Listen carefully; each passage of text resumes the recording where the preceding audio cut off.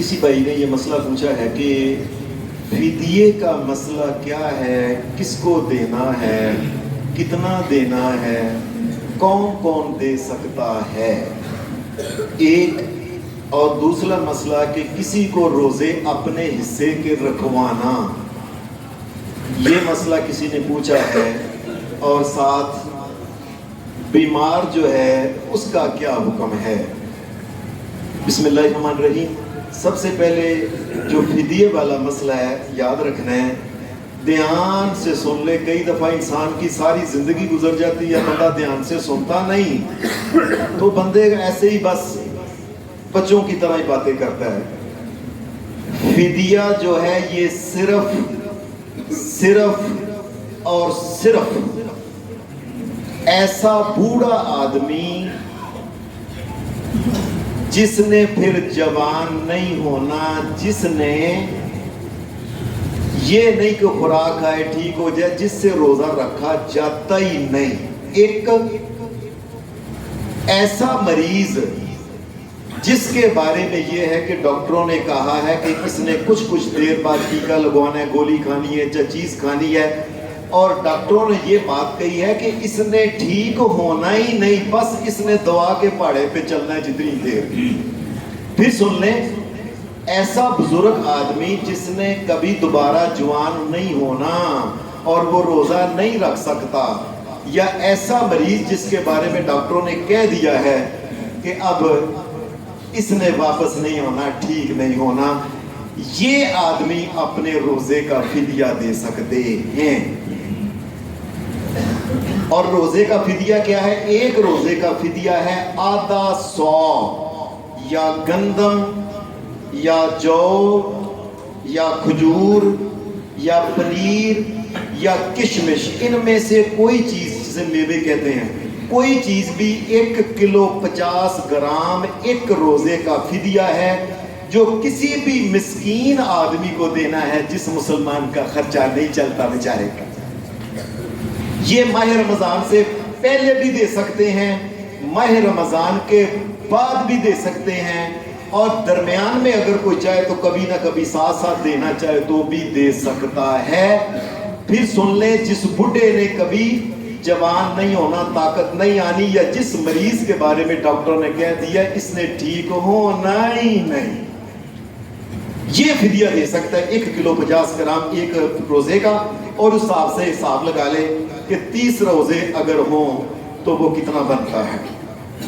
دوسری بات، جو عارضی طور پہ بیمار ہے،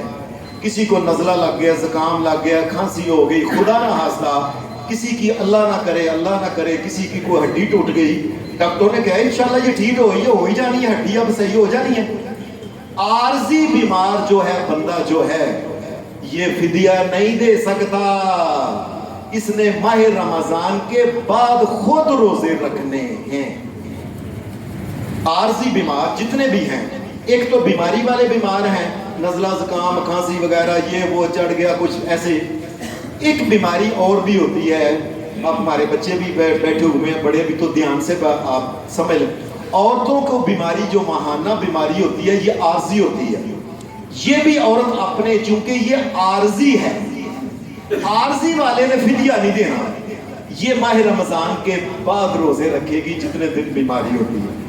یا اللہ نے کسی عورت کو اولاد کی نعمت عطا کی ہے ماہ رمضان میں، اور ظاہر ہے، اور اس نے ماہ رمضان کے اندر ہی ایسا ہوا ہے، یا دن آگے ہیں کچھ ماہ رمضان سے پہلے شروع ہوئے، اور ناپاکی کے دن وہ جو تھے نا وہ چلتے ماہ رمضان میں آ گئے، ظاہر اس نے ٹھیک ہونا ہے، یہ عارضی ہے، یہ عارضی ہے۔ اس عورت نے بھی اپنے روزے بعد میں رکھنے ہیں، یہ سن لیں، عارضی بیمار اس نے روزے اپنے بعد میں رکھے۔ ایک عورت وہ اپنے بچے کو دودھ پلاتی ہے اگر، تو شریعت نے اجازت دے دی ہے کہ ساتھ ساتھ یہ دودھ بھی پلا لے، ساتھ ساتھ روزہ رکھ لے، اس کا روزہ نہیں ٹوٹے گا۔ لیکن اگر وہ کہتی ہے بچے کو نقصان پہنچنا ہے، میں روزہ نہیں رکھ سکتی، تو یہ بھی روزہ بعد میں رکھے گی، فدیہ نہیں دے سکتی، عارضی پریشانی ہے،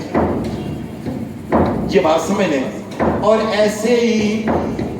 کوئی اور بیماری کسی قسم کی ہے جو عارضی بیماری ہے اس آدمی نے فدیہ نہیں دینا، اس نے بعد میں روزے رکھنے ہیں۔ اچھا، یہ جنہوں نے بعد میں روزے رکھنے ہیں، فرض کریں دنیا سے سارے سب انسانوں نے چلے جانے، اگر ان میں سے کوئی فوت ہو جاتا ہے اور اس کے ذمہ روزے تھے، اماں کے ذمہ، باجی کے ذمہ، چاچے کے ذمہ، تائے کے ذریعے اس کے اوپر، تو نبی اکرم صلی اللہ علیہ وسلم نے فرمایا جو انسان فوت ہو گیا اور اس نے روزے رکھنے تھے، اس کے ذمہ روزے تھے، تو یہ ماہ رمضان کے روزے جو ہیں، جو اس کے ذمہ ہے، یہ اس کے جو ولی ہیں، اس کے وارث کو روزے رکھ لیں، چاہے وہ سارے گن کے رکھ لیں، کلا کلا بندہ رکھ لیں، دو رکھ لیں، کٹھے تری رکھ لیں، یا جتنے مہینے کے روزے تھے 29 کٹھے کے کٹھے بھی رکھ سکتا ہے۔ یہ بات یاد رکھیں کہ کوئی آدمی کسی کو اپنا روزہ نہیں رکھوا سکتا، جس نے روزہ رکھنا ہے اس نے اپنا نہیں رکھنا، اس کا اپنا روزہ کہاں گیا؟ جی میں روزہ رکھوا رہا ہوں، جو بندہ روزہ رکھ سکتا ہے اس نے اپنا روزہ رکھنا ہے۔ یہ فدیہ والے نے صرف فدیہ دینا ہے،